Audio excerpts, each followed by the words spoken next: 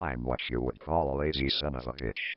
There are only a few things in this world that would appeal to me, and the effort itself to pursue one of these passions is not a part of those several things. So, because I don't have the will to go out and frolic like a fucking fool through a field of tulips and daisies, to be honest, I haven't done anything outdoor related in years. I sit in front of my prestigious TV. It's nothing new or fancy. At my most generous guess, it would probably be 12 inches. The upside was that it was a flat screen. I also had satellite TV, which was another thumbs up, I guess. Sitting on your ass in front of an idiot box won't get you any success, it won't better your social life, and it sure as hell won't get you laid, but it has shown me many awful things that I'll be able to keep with me. I always remember one program in particular that has had me out of my seat, going through my neighborhood looking for the key to my own safety. It's all because of one of the programs I hate, infomercials. I hate nothing more than seeing paid programming instead of an actual title. No info, no story. Just some host selling America its next top useless gadget. What made this infomercial much more different from all the others was not so much what they were advertising, but how they were advertising it. It was roughly 15 minutes long and was aired late at night, like how most infomercials are. More and more, as hours pass, a new question pops up into my head. Recently, I asked myself, how did it air without struggle during the storm? Just a few moments ago, I asked, who put that up for the cable company to air? And how did it even air on TV? My mind can never stay at rest, I swear. It was roughly a month and a half ago when I was up late during a humid summer night. I believe it was around 3 a.m. and it was storming out. Since I was sitting on my gradually fattening ass in front of the idiot box, I started to get a little annoyed at the searching for signal message played for prolonged periods of time. When it did disappear, it was temporary, and sometimes all that would play would be a digital glitch of whatever was playing at that moment. Then, right back to searching for the goddamn signal. I grew tired of the silence of the television. I wanted to hear cars crashing from those caught-on-tape shows, incoherent screams of an audience at a pro wrestling event, or even the laugh of SpongeBob and Patrick. I picked up my remote, hidden in the nooks and crannies of the slowly aging and breaking recliner I was sitting in. I hit the guide button to see what was playing on the other channels I normally watch. Most of the titles of the programs were gone because of the storm. The satellite was still trying to collect data. I was annoyed and about fed up with the cable. I was going to turn it off and go to bed, but after scrolling up one more page, I saw text in the program box. Alright. I thought to myself. That alright quickly turned into a, for fuck's sake. That program I thought I was going to see was titled Paid Programming. I humored myself. Most of the other channels I watch were still glitchy and gathering data. I'd rather try to watch something I didn't like so much without the glitches than the best show ever and miss all the greatest parts because of glitches. Rolling my eyes, I highlighted the box with the words, Paid Programming, to see the info on the channel, which sparked some questions anonymous. The info for paid programming wasn't what was usually in the info for infomercials, which was usually the title itself. Again, the info said, supplies are running out. Not only did the words create an odd and curious atmosphere, they also gave me the feeling of déjà vu. That feeling when you've been there before, experienced this at some point, though I couldn't be sure of anything at the moment. My mind then went to the channel after it was done trying to figure out the info, but failing. The channel's name and number was one I have not seen before. The channel number was 73, which I don't ever remember ordering or even watching. What was even odder was its name. ASKY, what does that channel stand for? Why am I only seeing this now? More questions. As if I need more to comprehend. Eventually, the thinking grew tiresome. I didn't want to think, just fry a few brain cells staring at some host make a fool out of himself trying to make cash off of some stupid product most people probably won't even need or use. The program was only 15 minutes long. It was scheduled to air at 3:15 a.m. and end at 3:30 a.m. Not having very many other choices, I highlighted the block and pressed select on the remote. Static. That's all it was.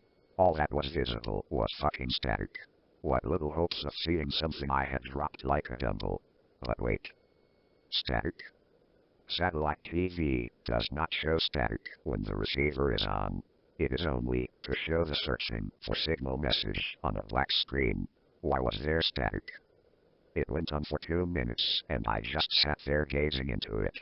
I hoped my mind would entertain me and show me a face in the screen, just to fuck with me. I was getting desperate. When I was about to turn off the TV and call it a night, a loud white noise stopped and a sound that was very faintly remembered played in my head. Like I know it from somewhere. More deja vu, more stuff to think about, and I thought you fried your brain watching this shit. I focused my attention back on the TV, and it appeared to be a bog or swamp of some sort. Bullfrogs, booming croaks could be heard. Dragonflies could be seen as well as lily pads and dirty, muddy water. I took more notice of the scenery because it seemed to hold a sacred place in my mind. I paid no attention to the mumbles of voices in the background of the shot. It was 3:18 when an Indonesian man stepped in front of the camera. Finally, something was going to happen, only to be bullshitted again for another minute. He was talking to someone outside the shot, and seeing as how the camera shook a little bit during response to the man in front of the camera, I figured it was the cameraman being spoken with. The man in front of the camera turned away from the screen to his right, left from my perspective, and yelled at something. The yell was full of rage, like it said something hostile or violent. Maybe a threat. At 3:19, the Indonesian man spoke with a heavy accent. So heavy, most people wouldn't even be able to understand what he was saying. I don't know how, but I was able to decipher most of what this man was trying to say. He started. Good evening, we have yet again our high-quality product available for sale. Stay tuned to watch us perform free tests with it to show how top quality it is. What are they selling? The host made a motion with his hand that said, "Come here." It was gestured to his left, the right of the screen, from my perspective. At 3:20, a large alligator appeared. It had jagged and rough-looking skin, and its teeth looked like they had been sharpened with a hard mineral. It was something out of a horror movie. It wasn't that creepy though, because of all the deja vu moments, I felt like this could very well be a part of them as well. At 3:21, the host said, "Okay, first, we will test the quality of this creature's skin." His hand reached up above the view of the camera and he was handed something. Bringing it back into the view, we see it as a sharp, serrated blade. With absolutely no expression of fear whatsoever, the host casually walked up to the gator like it was a domesticated pet. My heart dropped as he began to saw at the skin of the gator. Very oddly and predictably, the alligator did nothing at all. He just lay down and took the cutting like it was a normal thing. The host finished up at 3:23 and said, "See? Not one scratch is left on the skin." He was telling the truth. Not one scratch could be found. I was almost impressed by it. I kind of wanted to see if it would cut it. We seem to be running out of time, so we shall begin the other 2 tests at the same time using the same subject. He said it all with a smile. We shall test the cutting capability of the teeth and the power of the jaw.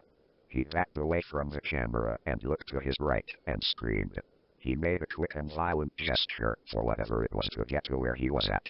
Screaming could be heard off screen, and the host got fed up and walked towards the source of the scream. At 3:25, the host walked back into the shot with someone over his shoulder, fighting him to let them down. It appeared to be a teenage girl. She had jeans on, which seemed to be dirty from mud, and a long-sleeve shirt. She wasn't from anywhere that infomercial was being filmed. She had no accent, and in fact sounded American. What should have been shock for me was simply an expression of indifference. A poker face of sorts. The host was having trouble controlling the girl and gestured for the help of the cameraman. The view shook once, and the fat man wearing a dirty shirt with khaki shorts was now in the view. The cameraman picked up the girl's head by her hair and hit her in the face with a hard haymaker. The sound of the blow was impressive. It was enough to control her and settle her down for the moment. It made it easier for the host and the cameraman to grab her by her wrists and ankles and toss her to the left, where the alligator is. That is when my heart dropped a little bit. The alligator wasted little time. As soon as the girl landed with a thud, the alligator bit at her and consumed her entire arm. She let out a wail painful to hear for the normal person, and with that was heavy gasping and sobbing. None of that noise lasted long, as the alligator bit her neck from the side and consumed half of it. The screams and sobs turned into gurgling. Blood, I thought. The alligator let go of the neck and dug into everything else like it were a feast before death. It went from the neck to the head, consuming it whole. The cracking and crushing sound of the skull made me flinch a little. From there, it went to the torso, to the legs and so on. At 3:28 there was no longer a corpse for the alligator to tear. Body pieces were all over the swampy floor. Even the nearby water had a faint red tint in it. The camera then went back to the host, who said nothing. He just stared into the camera. He stared through the TV. He stared into me. The stare is what sent chills down my spine. It was like he was watching me, waiting for me to move or say something. When I did move, his eyes followed, and this continued until 3:29, when he said, "Order it soon, because we are running low on supplies." Even while saying that, he had that soul-piercing stare in his eyes. The channel went back to static, and the infomercial was over. All of that night was over to me, but what stuck with me was that stare. From then on, I couldn't sleep as well as I used to. When I closed my eyes, I saw his. When my eyes were open, I saw his entire face. It was happening so often, I considered learning how to live with it. Eventually, I saw him on the television again. His entire face, with a stare, would be on for 5 minutes, then it would cut to regular programming. I grew fed up with it. I didn't want to see his face anymore. I ended up tossing out the satellite receiver and started reading to forget about him. However, in the small sewers of my deepest system of thought, I had to go back over those questions. I had to ask why I was so sick of seeing the host's face. I had to look through all my thoughts that weren't fried by the idiot box. Did I not want to see him because of the stare on screen that I despised so much, or was it because he gave me that stare in the past and said, "We're low on supplies, so help me with this girl, or our restock will be instant"? It creeps me out what he threatened. It creeps me out even more than the thought of being watched through the television screen.